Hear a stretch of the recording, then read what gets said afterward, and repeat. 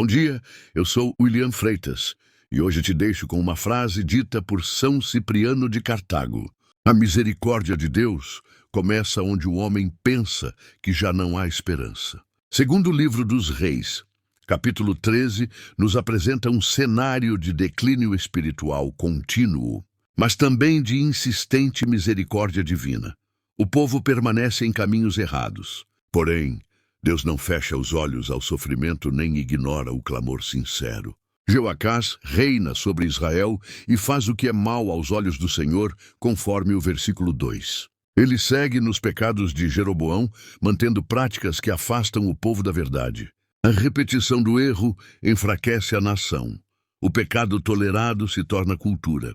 Por causa disso, Israel é oprimido pelos sírios, conforme o versículo 3. A consequência chega. A opressão revela escolhas antigas. Mesmo assim, Jeoacás clama ao Senhor, conforme o versículo 4. Aqui surge algo poderoso. Deus escuta até quem errou.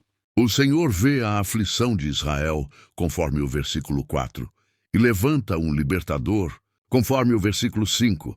A misericórdia não é merecida, ela é concedida. Ainda assim, o texto afirma que o povo não se desviou dos pecados, conforme o versículo 6. O livramento não gerou arrependimento profundo.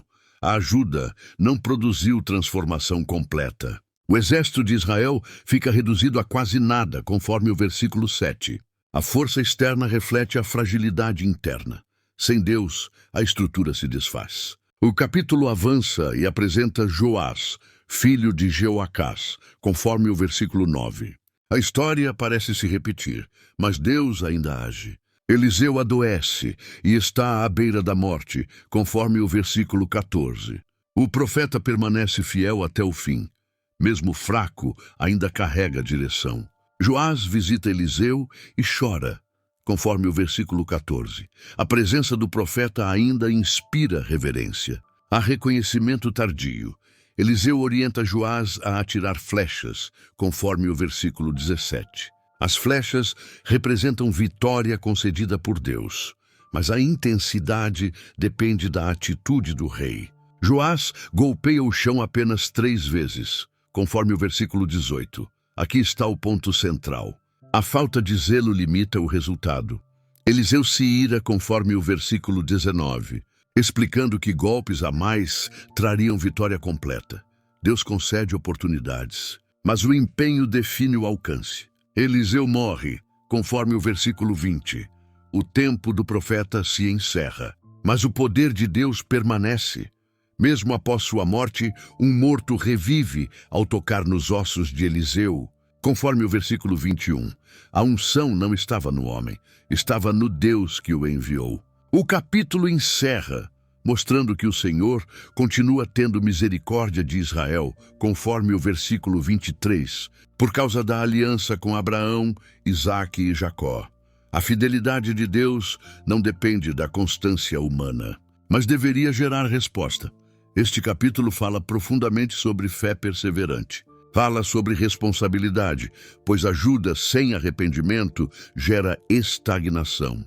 Fala sobre saúde espiritual, pois a repetição do erro enfraquece a alma. Fala sobre livre-arbítrio, pois Joás escolheu o mínimo. Fala sobre não desperdiçar oportunidades espirituais. Fala sobre interpretar corretamente a misericórdia. E fala sobre Deus acima de tudo, pois ele continua fiel mesmo quando o povo vacila. Segundo o livro dos Reis, capítulo 13, nos ensina verdades claras. Deus responde ao clamor. A misericórdia não substitui transformação. O pouco empenho limita o resultado. E o futuro é moldado pela forma como respondemos às oportunidades divinas. Senhor, nesta manhã eu me coloco diante de Ti, agradecendo porque Tua misericórdia insiste mesmo quando falhamos repetidamente. Fortalece minha fé para não tratar Tua bondade como algo comum, que eu responda com arrependimento verdadeiro e mudança sincera. Dá-me responsabilidade espiritual para não repetir erros antigos apenas porque o Senhor continua ajudando. Que eu aprenda com cada correção. Cuida da minha saúde emocional e espiritual para que eu não me acomode em livramentos parciais, que eu deseje transformação completa. Livra-me das tentações da preguiça espiritual, do esforço mínimo e da fé sem intensidade, que eu não limite aquilo que o Senhor deseja fazer. Dá-me honestidade para reconhecer quando estou golpeando o chão apenas algumas vezes, que eu não desperdice oportunidades por falta de zelo. Ensina-me a interpretar a tua misericórdia como convite ao crescimento e não como permissão para continuar errando.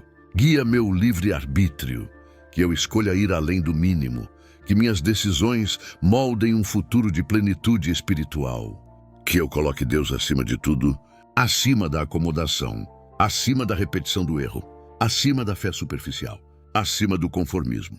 Senhor, ensina-me a responder à tua misericórdia com entrega total, que eu não viva apenas de livramentos, mas de transformação. Que eu aproveite cada oportunidade antes que o tempo passe. Amém. Se você gostou, se inscreva no canal, comente e compartilhe. Obrigado, tenha um abençoado dia.